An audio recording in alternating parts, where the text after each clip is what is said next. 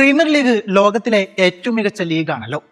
Champions ലീഗിന്റെ pre quarter ആദ്യപാദം കഴിയുമ്പോൾ ഉച്ചംബലത്തെ football ആരാധകർക്ക് ചോദിക്കാനുള്ളത് ഇതാണ്. അവരെ പറഞ്ഞിട്ടും കാര്യമില്ല. ആദ്യപാദത്തിൽ ഇംഗ്ലീഷ് ടീമുകൾ ദുരന്തമായി മാറുന്ന കാഴ്ചയാണ് ചാമ്പ്യൻസ് ലീഗിന്റെ പല വേദികളും സാക്ഷിയായത്. റാംസ് പാർക്കിൽ നടന്ന ആവേശകരമായ മത്സരത്തിൽ ഗാലറ്റസറയ്ക്കെതിരെ ലിവർപൂളിന് പരാജയം അറിയേണ്ടി വന്നു. മത്സരത്തിന്റെ 7-ാം മിനിറ്റിൽ ലാമിന ഗോൾ കണ്ടെത്തിയതോടെ മടക്ക ഗോളിന് ശ്രമിച്ച ലിവർപൂളിന് കാര്യമായൊന്നും ചെയ്യാനായില്ല. ഗോൾ മുഖത്ത് എക്കിട്ടിക്കയും സ്ലോബോസലായും വിഡ്സും മുഹമ്മദ് സലാഹും അണിനിരന്നിട്ടും ഗോൾ വല കുലുക്കാൻ അവർക്കായില്ലായിരുന്നു. പന്തവകാശത്തിൽ തുല്യത പാലിച്ചെങ്കിലും ഷോട്ടുകളുടെ കാര്യത്തിലും ടാർഗറ്റുകളുടെ കാര്യത്തിലും ലിവർപൂളിന് തന്നെയായിരുന്നു മുൻതൂക്കം. 2-ാം പാദത്തിന് ആൻഫീൽഡ് അണിഞ്ഞൊരുങ്ങുമ്പോൾ മത്സരഫലം കാത്തിരുന്ന് കാണാം. ബാർസലോണക്കെതിരെ ന്യൂക്കാസിൽ പൊരുതിയെങ്കിലും മത്സരത്തിന്റെ അവസാന നിമിഷം ലഭിച്ച പെനാൽറ്റിയിൽ ലാമിൻ യമാൽ ഗോൾ കണ്ടെത്തിയതോടെ ന്യൂക്കാസിലിന്റെ വിജയമോഹങ്ങൾക്ക് ബാർസ കൂട്ടിടുകയായിരുന്നു.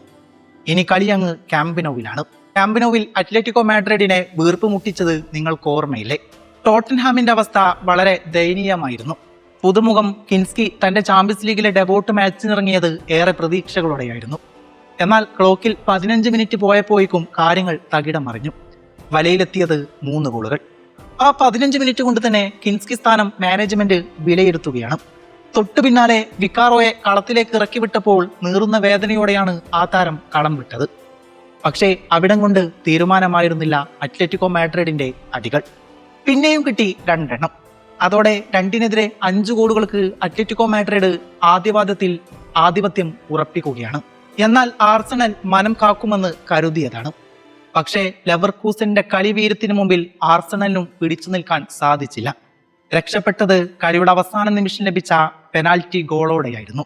ചെൽസിയും തങ്ങളുടെ ഇംഗ്ലീഷ് ടീമുകൾ നടന്നു നീങ്ങിയ പാതകൾ പിന്തുടർന്നു. ഫ്രഞ്ച് കരുത്തന്മാരുടെ 5 അടിയിൽ ഇഞ്ചിഞ്ചായി ചെൽസിയും തകർന്നടിഞ്ഞു. PSG-ക്കായി ബാർക്കോളയും ഡെംബലയും വിട്ടീനയും കരസ്കേലിയുമാണ് ഗോൾ കണ്ടെത്തിയത്. കരസ്കേലിയ തന്റെ 2ാമത്തെ ഗോൾ നേടിയതോടെ ചെൽസി ഹോം ഗ്രൗണ്ടിൽ എന്തെങ്കിലും കാണിക്കാമെന്ന മുഖഭാവത്തോടെ കളം വിട്ടു. അതോടെ ഫിഫ വേൾഡ് കപ്പിലെ പകയും അങ്ങ് തീർക്കുകയാണ്. സിറ്റിയെ വാൽവർദ പഞ്ഞിക്കിട്ടതോടെ പ്രീമിയർ ലീഗിന്റെ സ്ഥാനം തുലാസിലായി. തിരിച്ചുവരവിന്റെ മുദ്രാവാക്യം വിളിക്കാൻ ഇംഗ്ലീഷ് വമ്പന്മാർക്ക് സാധിക്കുമോ? എന്നിരുന്നാലും കാത്തിരുന്ന് കാണാം.